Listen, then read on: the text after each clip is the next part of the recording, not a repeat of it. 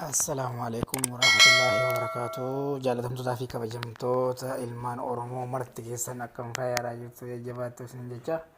Har'a immoo waan baay'ee dhufeetan jira. Inshaallah hanga dhumaatti na hordofaa isiniin jedha. Innis maal yoo jettanii ijoolleen tokko tokko keessaanis na gaafachaa turtanii akkaataa imeelii yuutuubaa itti geeddaran yookaan paaspoortii geeddaranuu fi maqaa illee akkuma sana maqaa yuutuubaa fi piroofaayilii illee akkataatti geeddaran namoonni tokko tokko na gaafatanii jirtanii keessaanis waan na gaafataniif hamma immoo isiniif hojjechuufan dhufe hangan hojjedhee fixutti na waliin turaa isiniin jedhaa kabajaan isin gaafadhaa inshaallah warroonni beektan yaadannoo isiniif ta'a warra beekanuuf yaadannoo ta'a warra hin beekneef immoo barnoota jedhee abdadhaa inshaallah amma waliin haa ilaallu. Duraan dursee Google Chrome keessa galtu. Google Chrome keessa akkatti ni galla jechuudha. Google Chrome keessa hoggaa gallee gubbaa kanatti jechuudha. Gubbaa kanatti www.youtube.com jennee barreessina. youtube.com jennee barreessina. Hoggaa barreessine akkatti nu dhufaa jechuudha. Akkuma akkatti barreessine nu dhufaa jechuudha. Hoggaa nu dhufee bakka xiyyi piroofaayilii keenya jirtu jechuudha. Ni tolina kunoo kiyya Google kan jedhu fuuldura piroofaayiliin kiyya jirti isheen tuqaa jechuudha. Hoggaan akkatti dhufe akkatti dhufa akkaawuntii amma qabdan wajjin isiniif dhufa. Hamma maal jedha seetanii Anwar Nasir kan jedhu kana genjallee kan jirutti isin agarsiisa. Manage your Google account kan jedhu irratti ni cuqaastanii gadi al tokko akkatti ni cuqaastu jechuudha.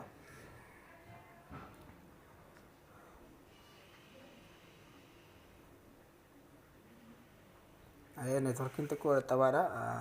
Obsuu barbaada. Hayyee maashaallah akkatti dhufeeti jira lahamma jechuudha. Wanni nuti barbaadnu akkatti dhufee jira waa baay'ee fidee jira. San keessa bakka piroofaayiliin kee jirtu akkaawunti kan jettu kanarratti gadi qubaan gadi cuqaastanii jechuudha.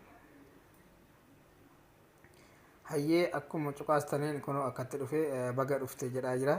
Welkaam Anwar Nasir jechaa jira. Hayyee san booda maal gootanii ammallee bakka personal information jettu jechuudha. Fuuldura home kan ture irra personal information irratti ol dabarsine jechuudha. Akkatti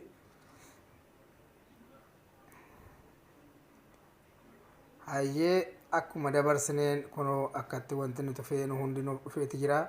San booda hamma bakka piroofaayilii yoo qayyarachuu feetanii piroofaayil kan jettu kanarratti gadi cuqaastanii akkatti isiniif dhufa jechuudha. Hayyee hamma kunoo akkatti dhufee jira. Yoo qayyarachuu barbaadanii an qayyaruu hin fedhu garuu isin agarsiisuu fi isin ilaalchisa waan ta'eef qayyareen ilaala isinii waliin jechuudha. Hoggaa akkatti cuqaastanii kunoo select photo from your computer jechaa jira. Isa keessa akkatti tokko waan gadi xuxxanii akkuma gadi xuxxanii kunoo kaameeraa complete action sound recorder documents kan jedhu jira. Ishee dhumarra document kan jettu kanarratti qubaan ni tuqxu jechuudha. Hayyee akkuma tuqxanii kunoo akkatti isinii dhufaa jira. Kan duraarra jechuudha. Recent kan jedhu gaditti image kan jedhu jira. Image irra qubaan gadi cuqaastu ammallee hoggaa akkatti cuqaastan waan isin bilbila keessa irraa qabdan isiniif fida. San booda kan feetan irratti qayyaruu waan barbaadan waan ta'eef amma fakkeenyaaf isin agarsiisa. An fakkeenyaaf kanarra haa godhu. Fakkeenyaaf kanarra haa godhu isin agarsiisuuf waan ta'eef. Hayyee uploading gaara bu'aa jira jechuudha. Hoggaa bu'ee isin agarsiisa jechuudha.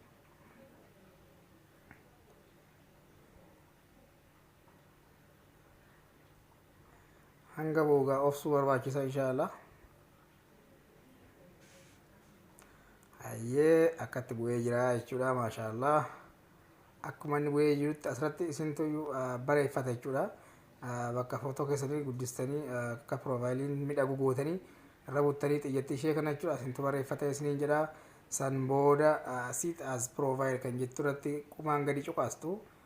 Sit as profile kan jettu kanarra qubaan akkas gadi cuqaastu jechuudha.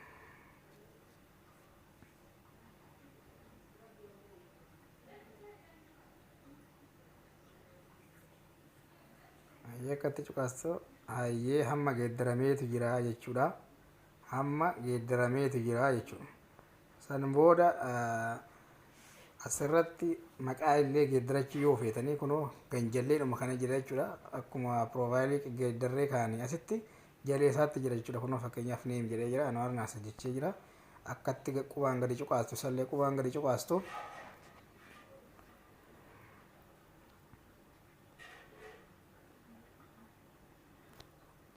hayyee dhufeetu jira jechuudha. Anwaar Naasir jedhee amma kunoo dhufee jira. Akkatti jechuudha. Inni agartu jedheen abdadha inshaallah dhufee jira waan ta'eef akkatti dhufee jira. Kunooti first name fi last name qaba. Maqaa duraatiif maqaa boodaa qaba. Maqaa keetiif maqaa abbaa keetii jechuudha. Hayyee itti guuttaa geeddar waan hin barbaannee fi akkuma haanta taa'u keessaa beetan isin agarsiisaa jechuudha. Isin agarsiisuuf hin seenee keessaan baha. Hayyee akkuma isaa guuttaniin fakkeenyaaf kunoo ganjallee kanatti illee pirisdeey kan jedhu jira. Ji'a dhalattanii fi bara keessan guutuu dandeessu asirratti illee akkuma san ji'a dhalattanii fi bara dhalattanii illee kunoo asirratti geeddaramuu dandeessu jechuudha.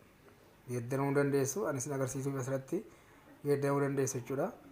Hayyee battalumatti duuba keessaa deebi'ee isin agarsiisa. Waggaa geeddartan fakkeenyaaf onliyyuu yoo jettan isin malee namni argu hin jiru. Ani yoon irra yoo gootan garuu abbaan argee hin argaa jechuudha bara isin dhalattan. Amma duuban deebi'anii amma immoo asirratti kunoo jira jeendar kan jedhu jira.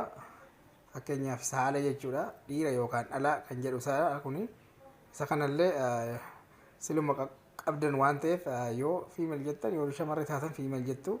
San booda yoo dhiira taatan dhiira meel jettu jechuudha. Saala jechuudha.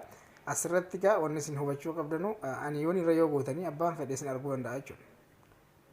Dhalaa ta'uuf dubara ta'uu kee abbaan fedhe arguu danda'a. Only yoo ta'e immoo isin qofatu argaa namni keessoo isaa seenne isin argu jechuudha. Akkuma sana ganjallee kanatti paaswoordiin jira. Paaswoordii qayyaruuf waggaa barbaadanii jechuudha. Asirratti paaswoordii keessan qayyaruudhaaf asirratti last changed password kan jedhu jira. Asirratti qubaan gadi cuqaastu. Hayyee asirratti kun akkatti isin dhufee jira. Asirratti dhufee jira jechuudha. Paaswoordii keessan ni qayyarattu jechuudha. Asirratti waan qayyarachuu feetan barreessanii ni qayyarachuu dandeessu. Qayyarachuu dandeessu jechuudha. Duraan garuu paaswoordii keessan kan duraaniiti asirratti kan isin galchitan yoos malee isiniif hin banuu jechuudha. Paaswoordii keessan kan duraanii galchitanii jechuudha. Paaswoordii keessan kan duraanii galchitanii sana booda jechuudha. An galchuu waan hin feeneef asirratti paaswoordii keessan kan duraanii galchitanii kaatanii isiniif banaa jechuudha. Paaswoordii keessan kan duraanii waggaa galchitan dingin jedha. Indagana change new jedha. Haaraa galchitu jechuudha. Sana booda achirratti galtanii jechuudha. An seenuu waan hin barbaanneefanii akkatti jechuudha. Duuban deebi'ee amma isin agarsiisuu fi akkuma kanatti egaa kana hunda isin agarsiisee hin jira inshaallah. Amma immoo iimeela jira jechuudha. Asirratti iimeela illee akkuma sana jechuudha geeddaruu hin dandeessanii. Iimeela kan jedhu irratti geeddaruu hin dandeessu jechuudha. Asirratti iimeel amma fakkeenyaaf kunuuta asirratti akkatti dhufee jira. Add recover iimeel kan jedhu kanarratti jechuudha cuqaastanii.